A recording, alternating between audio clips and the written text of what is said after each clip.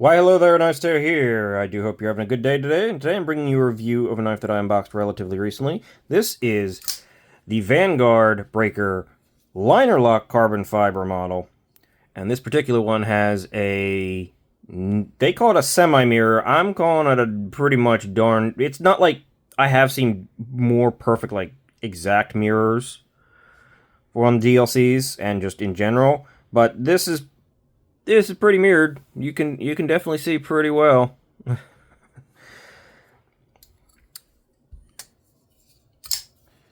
So DLC mirror, etc., etc., etc. This is my first Vanguard knife, and yeah, I have to say it's pretty darn good. It's definitely recommendable, especially for the price, and it's pretty cool. I'm very much looking forward to a couple models they have coming up, though. I just want to say that. Let us get into specs and start this review off, shall we? Blade length. You have 3¼ inches of blade and honestly cutting edge. I suppose you could technically say you have 3 3/8 inches of blade if you want to go down to the back here, but I typically go to where the scale starts. So 7 7/8 or thereabouts of handle. The old lanyard hole back there does stick out a little bit beyond that, but it's more or less 4 5/8 ish. That's a little under maybe 5/8 for the actual handle length. So let us do a quick comparison to our resident comparison knives. We have the Civivi Elementum for small and Civivi Conspirator for full size. And I guess I'll stick it off so it sits. Let's see, can you see? It's sitting on an angle, so I'm measuring about where from I measured the actual handle length. Allergies. Allergies are kicking my ass, I'll tell you that much right now. They're always kicking my ass. I have year-round horrible allergies. Horrible. It's miserable. This knife sits closer to the Conspirator in overall length, but directly in between the two in blade length. You have a bit more handle. Yeah, it's kind of like directly in between the two, but if you actually compare blade length to blade length, it sits directly in between them. Pretty well. Let's call this it's kind of a medium knife. It is just a medium knife. One thing that it is doing that is not medium is that thickness. She be thick. She be considerably thicker than the Conspirator. And it's just as tall. Apparently it's a she now. It's just as tall with the Conspirator and the flipper tab, if you could take the entire knife. So, I mean, it's reasonably tall in the hand. It is. Come on, go back in your place.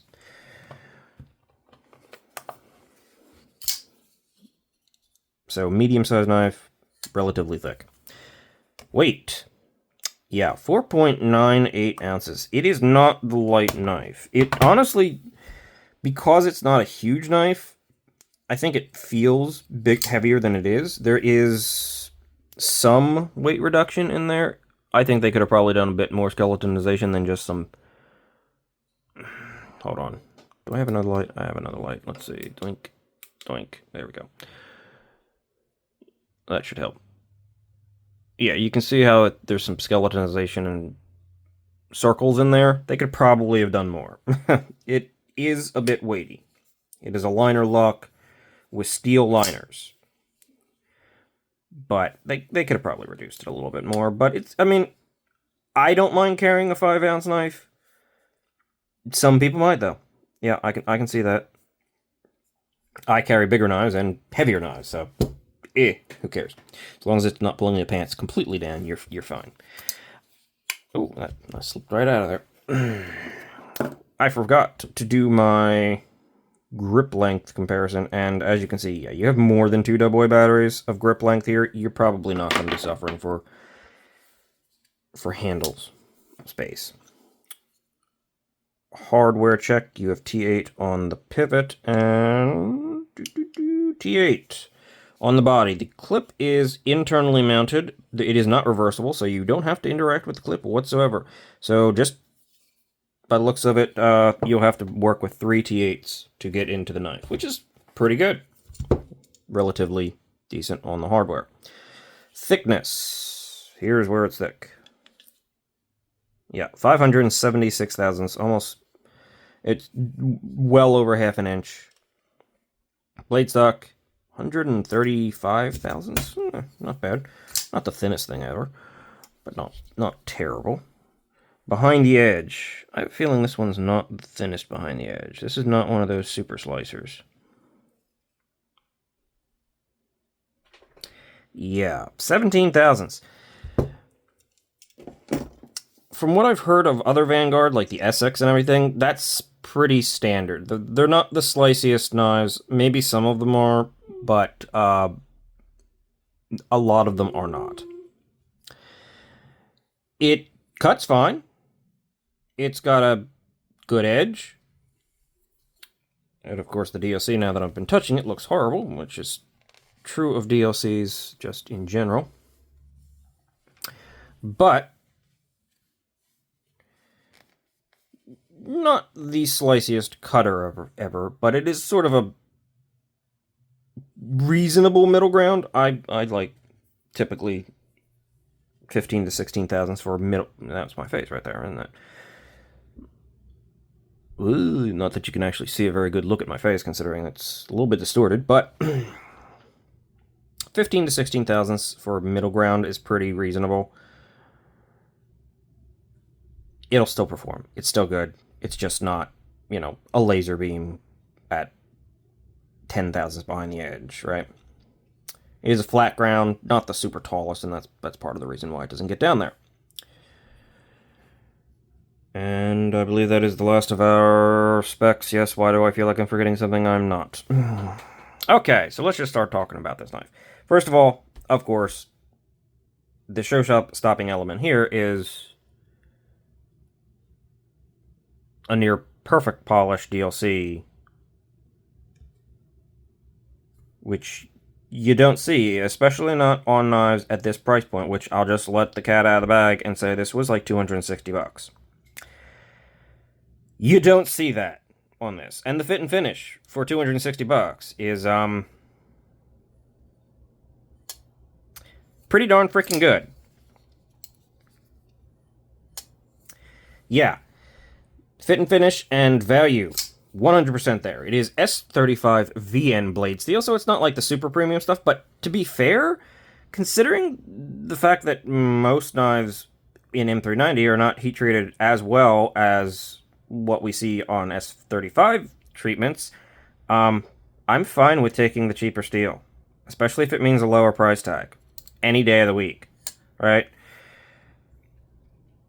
Magna Cut and like Van X or S90V notwithstanding, I don't mind seeing those, and I'm not going to complain. And sometimes S90V for some reason seems to show up on slightly cheaper models, but S35 VN was made for pocket knives. I'm not complaining whatsoever. You're getting solid edge retention, corrosion resistance, and toughness, and the DLC is going to help with protect the blade.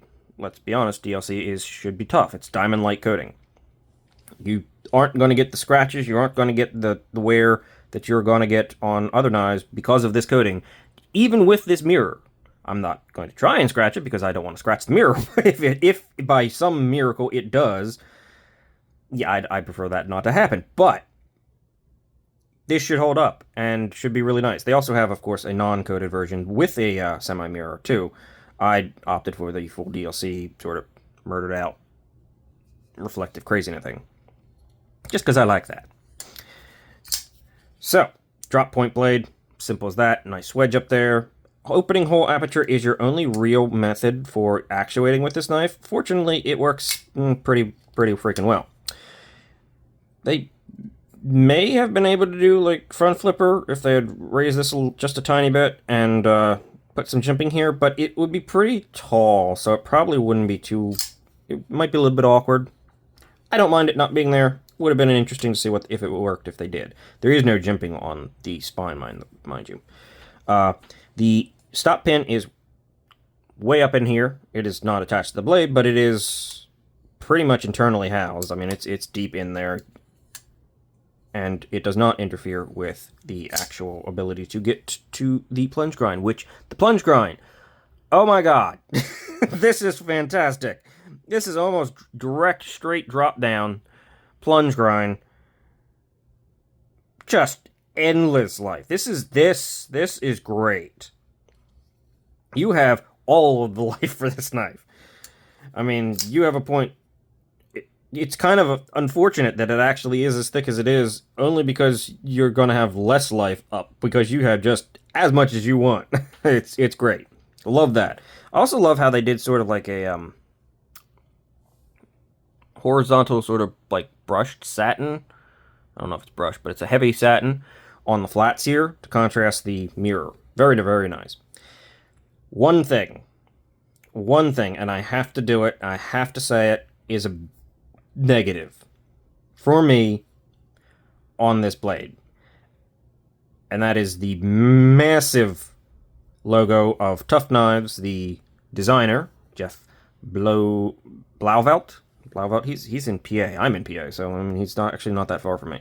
But the custom maker and the Vanguard logo are too friggin' big. And I don't like seeing them on bevels. Small. Right here. Or, better yet, small. Right there. That's a nice open space that could be in both of those. You'd only see it to showcase it, and it would make the knife look better. Because let's be honest, that is a clean murdered out knife. That's a little bit more than needs to be there. I'm picky about these things. I really if you have words and shit on here, I don't want your knife. Simple as that. I'm not a fan of it when they have all of the logos, and I think Vanguard, which has been doing some interesting stuff, and oh, it's right here actually, Poikilo with their logo, sticking it big and on the cutting bevel, not the edge bevel, but the cutting bevel of the knife, needs to be changed. I really want to see it changed because it looks better when it's on the flats or hidden, or I mean, this is an abstract enough logo that they could put that on there and on the pivot, and I would be happy as a clam. Tough Knives could be on the clip. Yeah, I'm just really want to see that change. So, now that we're done with the actual blade and my complaints about that a little bit, what do we got here? We got carbon fiber that is quite well executed, and I like how you can kind of see from the chamfers a very clear distinct of the weave on the chamfers. Very nice, very consistently, there's no voids. It's really well done carbon fiber. I do have a bunch of little speckles on the pocket clip from, I guess, pocket lint, and I guess that could be something that you have to deal with because these sort of edges will catch all that stuff. Just something to note. But yeah, the handles are quite nice. You do have a backspacer that is raised slightly and gives you a lanyard hole, which is not being prioritized and sort of just there, which is fine. The liners are not nested or anything like that, but I don't really always care about that. This one is going for this little chunky little beast here, so I don't mind. Lock bar access is absolutely freaking great. It's on bearings. It is super smooth. It is centered. There's no play. Execution is top tier here. 100%. I know they did their main flagship titanium model and version of this was good, and they can execute well, and they've just brought that level of execution down to this slightly less expensive knife. What is that? No, nothing. I'm seeing things. Pocket clip. Pocket clip it's bigger than it needs to be, and it's doesn't disappear quite as well as it could, but it's also like pretty close to disappearing. It's really comfortable.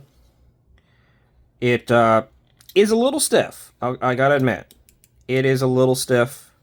They need to get maybe a little bit thinner here and a little bit more flex into it. And you'd think for being as long as it is, it wouldn't be, but I don't know. It doesn't sit very deep. Like, that's right on the edge of shallow carry. It really is, because see how much titanium sits here and how it slopes down slowly? You're not going to get it past that point in your pocket. So I would have definitely liked to see a slightly different pocket clip. Maybe pull that back a little bit, slim that down, give us a bit more retention, or not retention, flex. And hopefully that would give like a little bit more memory retention and everything like that. It works. It's okay. It's not the greatest, but it's not bad. And it's comfortable in the hand, so that's good. Pull and pinch point for out of the pocket is pretty good. It sort of raises up at the back a little bit, and you get these chamfers on there, so it provides a good point to pull on, so you can get it out of the pocket really easily, especially because of how much you actually have to grip on before you start pushing down the pocket clip. So it's pretty easy out, but it could be a little bit better in, basically. I also like where they put the S35 in, hiding that. They went to the length of hiding that kind of off the beaten path, but then they stuck those right in the beaten path. I don't know. Other than that, it's not like the most complex of designs, right? It's a liner lock with carbon fiber and S35 yen. But it is, I have to say, it is executed very well, and it feels really good. And at $260 for this, I mean, there are DLC and non-polished plain blades of this knife for even less, but this polished DLC for like $260 is crazy. Like, you're not going to see that. This is good. This is worthwhile. 100%. This is a worthwhile knife. It also comes in this box. A wooden box inside a, like a, you know, where is it? It's right here. Paper box. Breaker, carbon fiber, DLC, semi-mirror. And the box is a nice touch. The box looks really good. I will say that it also has magnetic latches. I will say that some of the finishing on the inside of the box could be touched up a little bit. Cleaned up. However, at the same time, I wouldn't expect to get this box with this knife at this price point. So it doesn't bother me. It kind of doesn't, right? It's just a nice little add-on that the latches and the hinges and the magnets and the finish on the outside of the box is pretty darn good. So I'm not complaining about the box. I'm just going to say, if you're going to give it with a box, clean the box up a little bit more than that. Especially on higher price stuff. Mostly on higher price stuff. So, Vanguard Breaker is a Tough Knives custom design, I believe, and executed very well by Vanguard Knives. Yeah, this is cool. This is definitely something that I can say is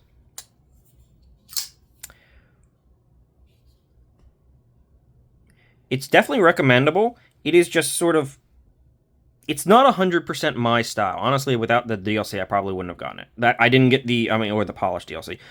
I didn't get the original titanium breaker for that reason. It's just, it's a little plain. It's not doing anything amazing in style and design for my tastes. Like, I mean, the Jack Wolf Tango here even though this knife has its issues, it's just a little bit more my taste. There's a little bit more going on here. You got the super thin grind and all that stuff. So this one is kind of on the edge of what I would normally go for, but at this price point, I could not resist, right? This is just, it is a good looking design. It is clean. It is just angular, very modern, sort of futuristic. Tough Knives that has this sort of like a very modern aesthetic to some of his knives. They're not overly complex, but they are good looking, and this is definitely one of them. But at this price point, it's yeah, it's all day, 100%. I'm gonna end the review here and say that this is pretty cool and pretty fun, and I'm enjoying this one, and I'm gonna be carrying this one probably, as I'm kind of curious to see how this DLC holds up. Probably pretty well. So maybe when the summary comes along, if this thing is scratched to high hell, and I might change my tune. But until then,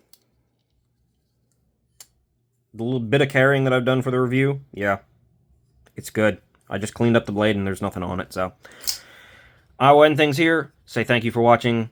Say have a great day, and see you in the next one. If you can see the knife. It almost blends in. See ya.